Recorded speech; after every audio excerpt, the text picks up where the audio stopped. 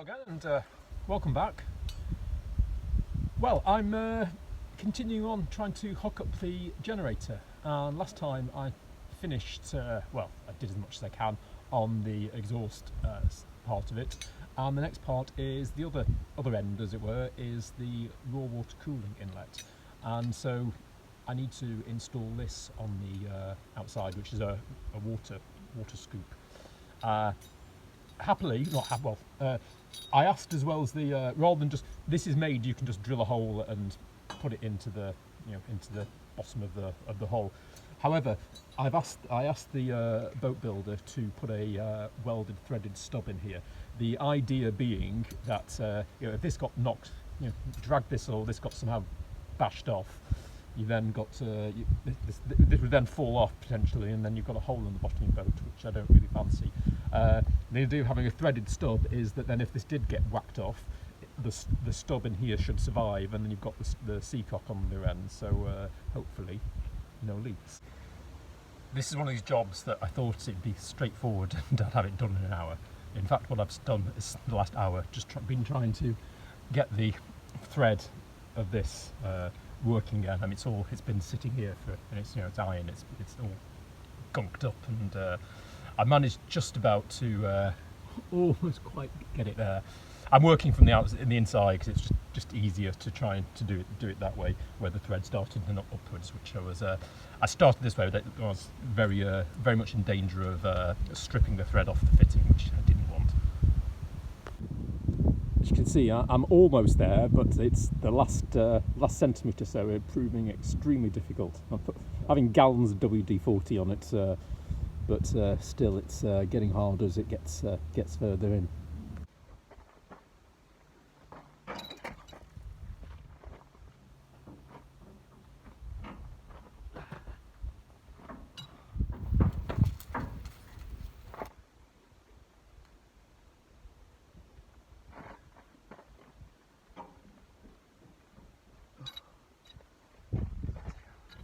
Oh, that's in. I really didn't think it was going to be physically that hard to do, and the fact it leads me to believe that there's something slightly wrong. I bet although it started going on in quite easily for the first turns,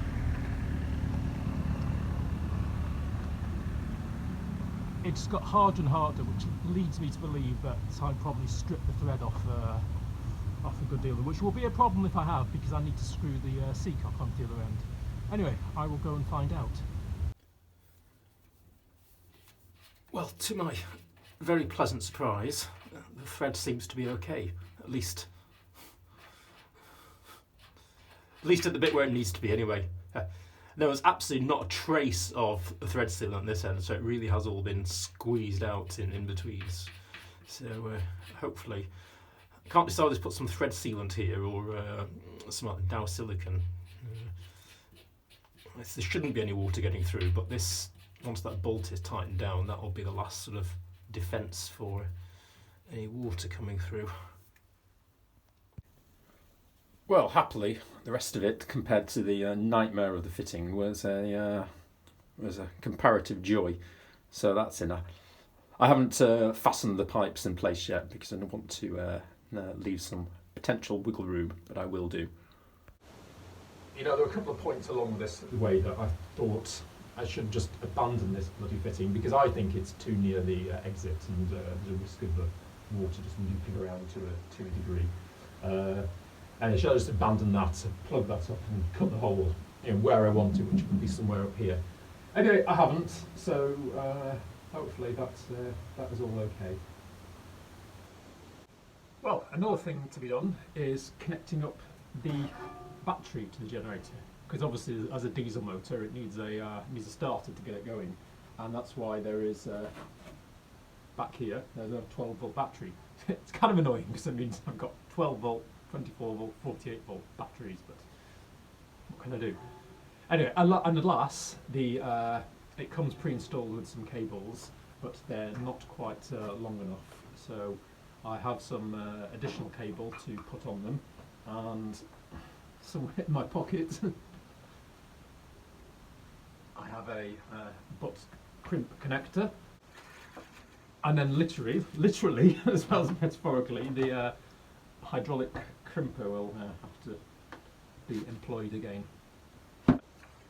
So as you can see, it's nice and tight against insulation, but that's whether it remains like that. Once I have to say, doing this is 25mm area cable, and I say compared to trying even the 75mm is considerably easier, but still, it's still one of those things that another pair of hands would be somewhat easier. I'm also somewhat mindful. I've got to do this twice on each side, not to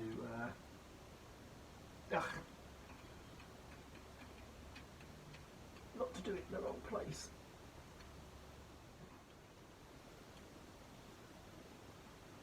See, it doesn't feel like there's much of the way in compression going on there.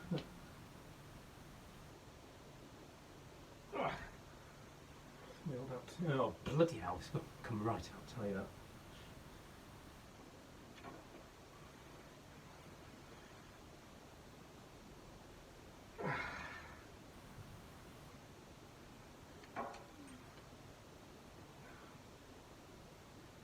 Yeah, that's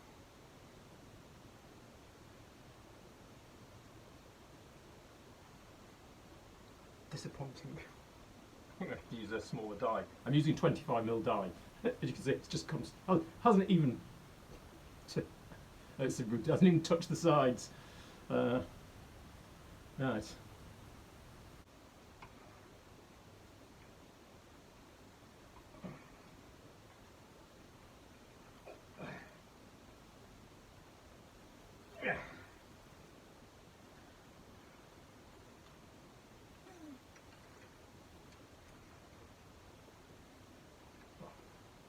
That's the first one okay, and normally what happens is the first one's fine and then the second one slips out a bit, and just like did with the negative, as you can see. Happily, heat shrink covers, just like Mr. Trim, heat shrink is a good cosmetic aid. Well, it's actually more than cosmetic, because you obviously don't want these touching in any way, because you'd have a nice short circuit. I've run the I've put the wires into some trunking just to keep it out of the way. That there is where the two pieces were joined. Obviously they won't fit in some trunking there, and it's now connected to the battery via an isolator for the things, and hopefully that is what I want to see.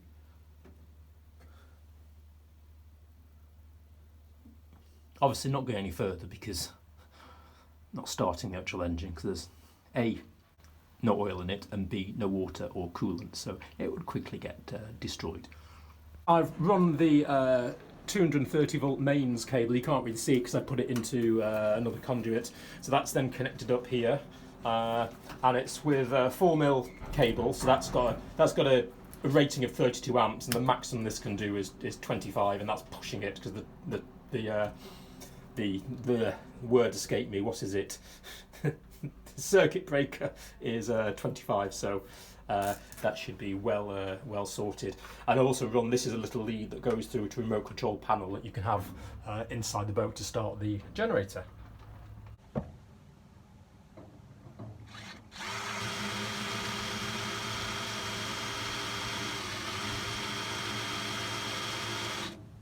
It's just so boring and slow, just boring.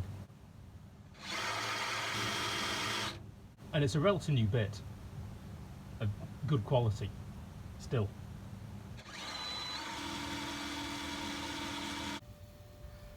After a total failure on the roof, I've just about managed to tap 6 threads, which is not perfectly, but just about. You know how the saying goes, install air vents while the sun shines. This was a bit more detour, but I thought, well, yes, do it while I can do it in more pleasant surroundings. And it has to be done at some point. Well, after I finished off doing the battery connections, I thought I'd continue with some wires. So I've very loosely, and they're very loose because as you can see, I'm going to have to paint these. So I've added now the control panels for the motor. And the mess over there are wires for things like the horn and the light, which I haven't put the switches on yet because, again, painting, so it'll be easier not to have those, but they will go on. And then the control panels, they come down here. So the motor is it's far too fancy for the boat, but there's like this CAN bus system which you can connect up to various things. If my boat was so configured, but it isn't, so it'll just go to the motor. Well, the next task is to connect the diesel fuel tank to the generator. My head is absolutely throbbing. I have, over the course of the last few days, I've hit it on the corners of the, I don't know if you can see, there's sharp corners here, and if I'd been sensible, which I clearly haven't, I would have covered those up with foam and things, but, and not just those corners, everywhere, when I'm stooping under here, and I mean, thank God for the cat, but, it really, my head, I'd be glad to finish this, should have a crash helmet on. Anyway, I'm working now on the fuel supply, and as per Vetus instructions, which I'm following, I'm using 8mm copper pipe, which is great because unlike 28mm copper pipe, you can just bend it with your hand and it cuts like a dream. So I've started. You see, I've started at there's the inlet, well, the supply and the return there, and then the drain cup down there. So I've just started there, and I will run the fuel down to the generator there via fuel oil water, fuel filter and a water separator. I've done a detour from London to Warwickshire, and I'm back at the boat's birthplace. Well, that's what Coalcraft have come up with to raise the engine. Two very solid and pretty heavy blocks. So that's the fuel supply in and out. You see, it starts with some isolation valves, and there's a supply and return line that goes down. Now, there's fuel filters there, however, the barb supplier is still waiting for another one of those, so I have to wait. And then goes down, and then flexible fitting into the side of the generator. And as you know, this is in no way a how-to blog, but I've had a very good tip in case there is on this fuel thing from Jim here at the boatyard. Now, flexible fuel line for boats to pass the BSBS has to be this ISO 7840, and he just pointed out it's a very good idea for even as a little piece, is to make sure every piece has the little printing on that states the ISO 7840. Apparently, depending on the mood of the BSS inspector, if it doesn't have that on, even if it's all from the same reel, they can get a bit unhappy and fail it on that basis. This one was actually all right, because there was lots of printing. The stuff there down there, which is slight diameter, was a little less easy. The ISO 7840 is only every sort of 50 centimeters, so I had to wait quite a lot to cut out two small pieces with the stuff on. Anyway, it's done now. And then at the bottom of the tank is where you can drain off the water that accumulates, and as you can see, I've also stuck a fuel gauge on, which works the same way as the water gauge and connects to the Victron servo unit. As well as the way back, I also made a detour on the way to London, and I went and picked up some aluminium strip, so I can finish off now the boards that I started a week or so ago. I've sized it so that the aluminium is actually a bit deeper than the board, and hopefully that will do is act as a bit of a drip stop, so when the water comes down it'll just drip off and not run under the board. That's the plan anyway. Oh yeah, and as evidenced by my hands, I also put a layer of the Dow silicon in between the aluminium and the wood, hopefully to just try and keep any moisture seeping in. Well, Narrowboat Veloce's subfloor has done me very well, but I think that looks a damn sight better than the very much decaying OSB, and also a damn sight more sturdy to stand on. And here are the stern ones, and even more importantly, finally I have a proper engine board. And just one thing to point out, these are all of them are real pain, because again, you can see these aren't actually, straight squares. And when I was trying, to have to do them, you then had to cut off the corners and all the corners to get them to fit. Anyway, they fit well, and hopefully this should stop any floods into the engine compartment. As the weather's perked up, now done the holes for the hoses in the engine compartment, so I'm going to have fun putting this back. Morning. The other good thing about going to London was I was able to rescue all the hoses that had ended up at my neighbour's house, and very, very happy that, well, actually they just dumped them outside my door and she noticed and collected them in, which was very nice of her. So with the hoses I can finish off the connections on the generator now. So under here is the calorifier connection which I put in, and then those will run through the newly installed holes, and then these big chunky ones, these are going to go. This here is where the raw water cooling, here is the exhaust, that's where it is sort of injected to the exit exhaust. And for the anti-syphon thing, this little elbow comes off, and then these big pipes go there through that, and so that's how it works. So the water goes through there, through the anti-syphon vent, which is above the water line, and then back into the exhaust. So a bit of a detour. Kingslock, who were supplying the circuit, said that I could probably get away without the anti-syphon valve, but I just thought let's not risk it. I just want to try and avoid flooding the engine regardless. Well, that's all the pipes put in. As you can see, I actually ended up reusing the corner just to help with the bend, and I bought a separate corner piece. So that's the anti-syphon air vent, and as you can see there's the two calorifier connections, and they go through to the connection to the actual calorifier, and that's the coolant expansion tank, which has to be, if you didn't have a calorifier you just wouldn't need one, but as the calorifier is higher than the engine you have to put it to the right height. So next thing is I'll put some coolant in and see if this works. Well, this is a very worrying development. I've just put some coolant in, and it seems to be coming out the part that I put the calorifier connection on last time. However, it also got a nasty feeling that looks somehow like a crack. Well, I probably don't need to tell you how I'm feeling at the moment, which is absolutely crestfallen stroke devastated.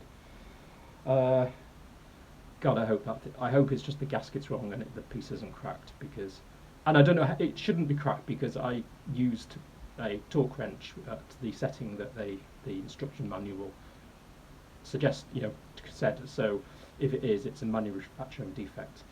And well, I just mopped up 2.5 litres of coolant that had accumulated all under the engine. I'm not saying the worst thing, but on top of everything else, it means I'm going to have to undo all that. Last week it was a nightmare to get the calorifier connection in, so now it's going to have to be undone. And